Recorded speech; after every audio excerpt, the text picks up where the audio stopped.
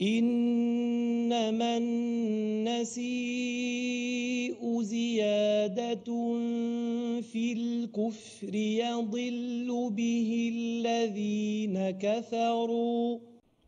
وأدعو المتسابق عبد الحق الشرقي من ولاية وهران.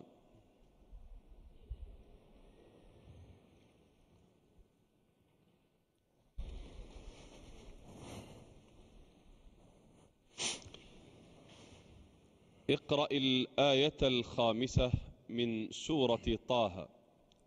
الرحمن على العرش استوى.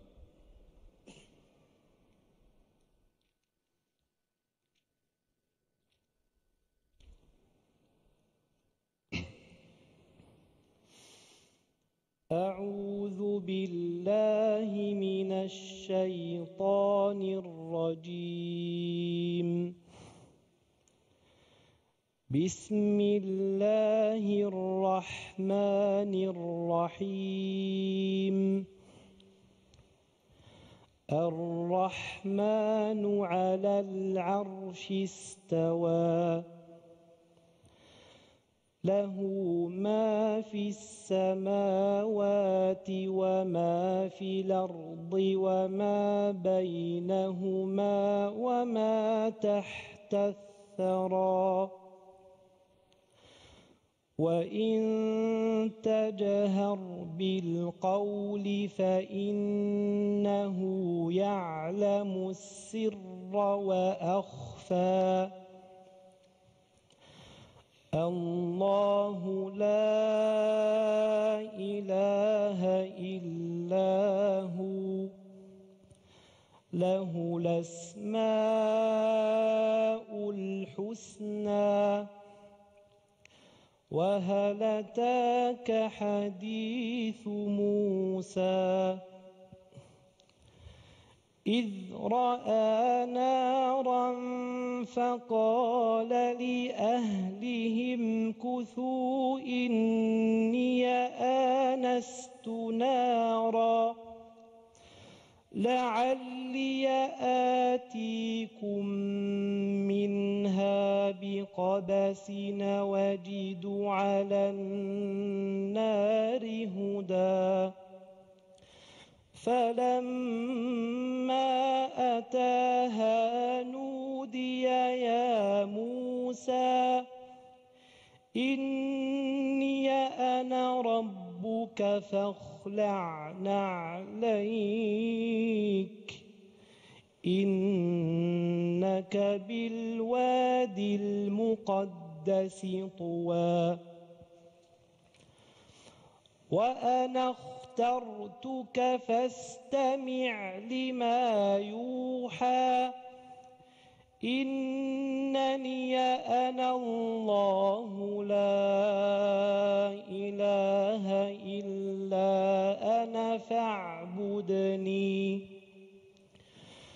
وأقم الصلاة لذكري إن الساعة آتية نكاد أخفيها لتجزى كل نفس بما تسعى فلا يصدنك عنها من لا يؤمن بها واتبع هواه فتردى.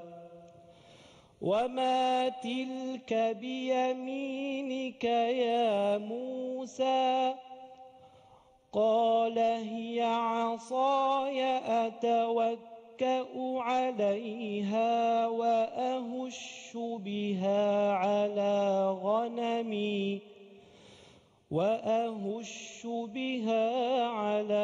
غنمي ولي فيها مآرب أخرى.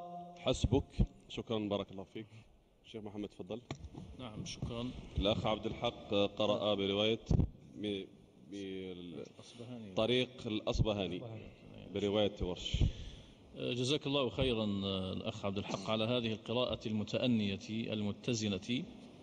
ولكن يبدو أنه كان بإمكانك أن تمتعنا بصوتك أكثر من هذا. أنت الآن في مسابقة ونحن نريد أن نسمع منك الإمتاع، قراءة رتيبة على طريقة شيخ القراء الحصري، ولكن كان يمكنك أن تمتعنا بصوتك أكثر من هذا. يبدو أن عندك طاقة وقدرات أكثر.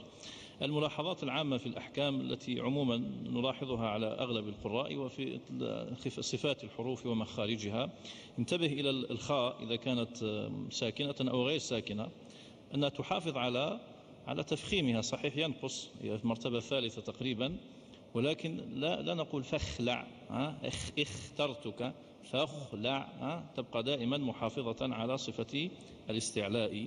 أيضا عندك مشكلة في اللام الساكن، لا تحققها، تلك وكأنها نون، تلك لا تحقق مخرج اللام لأنك لا تضغط على مخرج اللام كما ينبغي مع أنه حرف بيني. أيضا ننتبه إلى السين الساكنة، ليست حرفا شديدا، فما نقولش الحسنى باسم، الحسنى خلي الهواء ينساب، الحسنى باسم. وعموما بارك الله فيك على اختيارك للمرتبة المناسبة التي تظهر فيها قدراتك في التحكم في أحكام التلاوة، وجزاك الله خيرا. شكرا، بارك الله فيك عبد الحق.